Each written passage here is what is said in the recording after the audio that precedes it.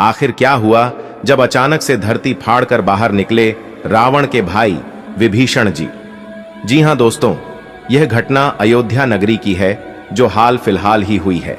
पिछले कुछ दिनों से हम सभी यह सुनते आ रहे हैं कि जब से राम मंदिर उद्घाटन का कार्य जितना समीप आ रहा है, वैसे वैसे ही एक से घटनाएं भी सामने आ रहे हैं, जिसमें सर्वप्रथम गिद्धों की झुंड की घटना सामने आई थी, उसके बाद वानरों के झुंड की और उसके बाद भालू के झुंड की घटना हमारे सामने आई थी।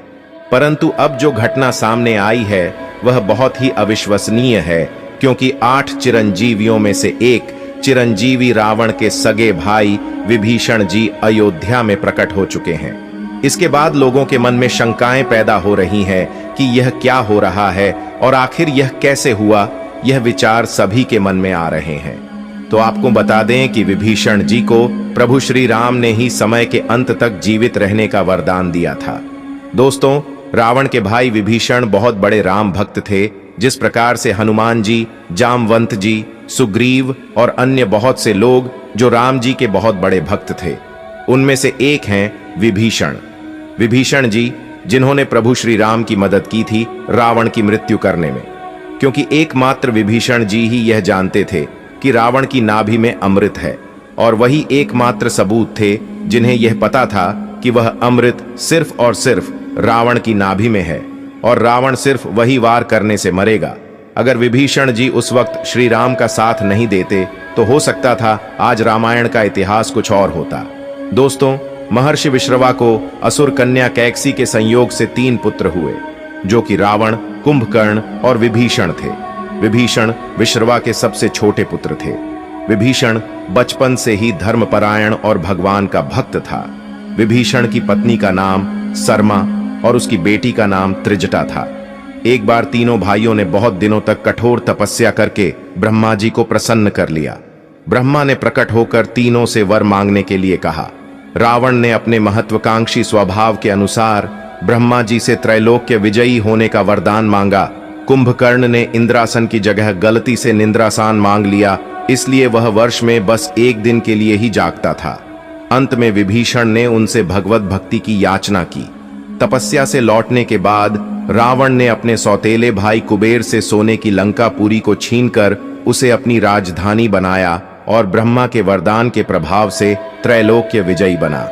विभीषण भी रावण के साथ लंका में रहने लगे। रावण ने जब सीता जी का हरण किया, तब विभीषण पराई स्त्री के हरण को महापाप बताते हुए सीता जी को श्री राम को लौटा देने की सलाह देकर हमेशा धर्म की शिक्षा देता था, लेकिन रावण उसकी एक नहीं सुनता था। अंत में रावण ने उसे लंका से निकाल दिया। दोस्तों, जब हनुमान जी सीता की खोज करते हुए लंका में आए, उन्होंने श्री राम नाम से अंकित विभीषण का घर देखा। घर के चारों ओर तुलसी के वृक्ष लगे हुए थे। सूर्योदय के पूर्व का समय था। उसी समय श्री राम नाम का स्मरण करते हुए विभीषण जी की निद्रा भंग हुई। राक्षसों के नगर में श्री राम भक्त को देखकर हनुमान जी को आश्चर्य हुआ। 2 राम भक्तों का परस्पर मिलन हुआ। हनुमान जी ने उनसे पता पूछकर अशोक वाटिका में माता सीता का दर्शन किया। जब हनुमान जी लंका का दहन कर रहे थे, तब उन्होंने अशोक वाटिका को इसलिए नहीं जलाया क्योंकि वहां सीता जी को रखा गया था। दूसरी ओर उन्होंने विभीषण का भवन इसलिए नहीं जलाया क्योंकि विभीषण के भवन के द्वार पर तुलसी का पौधा लगा था। भगवान विष्णु का पावन चिन्ह शंख, चक्र और गदा भी बना हुआ था। सबसे सुखद तो यह कि उनके घर के ऊपर राम नाम अंकित था। यह देखकर हनुमान जी ने उनके भवन और मंदिर को नहीं जलाया। रावण के निकाले जाने के बाद विभीषण के पास और कोई चारा नहीं था। वे प्रभु श्री राम की शरण में चले गए। वे चाहते थे कि निर्दोष लंकावासी न मारे जाएं और लंका में न्याय का राज्य स्थापित हो। विभीषण के शरण याचना कर पर सुग्रीव ने श्री राम से उसे शत्रु का भाई व दुष्ट बताकर उनके प्रति आशंका प्रकट की और उसे पकड़कर दंड देने का सुझाव दिया।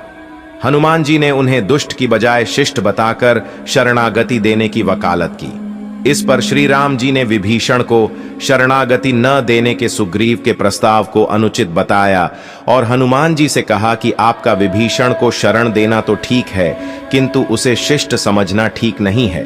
इस पर श्री हनुमान जी ने कहा कि तुम लोग विभीषण को ही देखकर अपना विचार प्रकट कर रहे हो, मेरी ओर से भी तो देखो। मैं क्यों और क्या चाहता हूं। फिर कुछ देर हनुमान जी ने रुककर कहा, जो एक बार विनीत भाव से मेरी शरण की याचना करता है और कहता है मैं तेरा हूं, उसे मैं अभयदान प्रदान कर देता हूं। यह मेरा व्रत है, इसलिए विभीषण को अवश्य शरण दी जानी चाहिए। दोस्तों, विभीषण का एक गुप्तचर था जिसका नाम अनल था। उसने पक्षी का रूप धारण कर लंका जाकर रावण की रक्षा व्यवस्था तथा सैन्य शक्ति का पता लगाया और इसकी सूचना भगवान श्री राम को दी थी। विभीषण ने ही राम को कुंभकर्ण, मेघनाद और रावण की मृत्यु का रहस्य बताया था। भगवान श्री राम ने विभीषण को लंका का नरेश बनाया और अजर अमर होने का वरदान दिया। विभीषण जी सप्त चिरंजीवियों में एक हैं और अभी तक विद्यमान हैं। विभीषण को भी हनुमान जी की तरह चिरंजीवी होने का वरदान मिला है। वे भी आज सशरीर जीवित हैं। इंद्रादि देवताओं के बाद धरती पर सर्वप्रथम विभीषण ने ही हनुमान जी की शरण लेकर उनकी स्तुति की थी।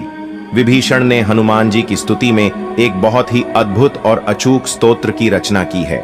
विभीषण द्वारा रचित इस स्तोत्र को हनुमान वड़वानल स्तोत्र कहते हैं। हनुमान जी ने सबसे पहले सुग्रीव को बाली से बचाया और सुग्रीव को श्री राम से मिलाया। फिर उन्होंने विभीषण को रावण से बचाया और उनको राम से मिलाया। हनुमान जी की कृपा से ही दोनों को ही भयमुक्त जीवन और राजपद मिला। इसी तरह हनुमान जी ने अपने जीवन में कई राक्षसों और साधु संतों को भयमुक्त और जीवन मुक्त किया है। मित्रों, विभीषण जी की ऐसी भक्ति देखकर भी यदि आपने अभी तक चैनल को सब्सक्राइब नहीं किया है और वीडियो को लाइक नहीं किया है तो आप पक्के सनातनी नहीं हैं। इसलिए इस वीडियो को ज्यादा से ज्यादा शेयर करें और तैयारी करें आने वाली 22 जनवरी 2024 की भव्य राम वाली दिवाली के लिए। इसी के साथ वीडियो में अंत तक बने रहने के लिए धन्यवाद मित्रों।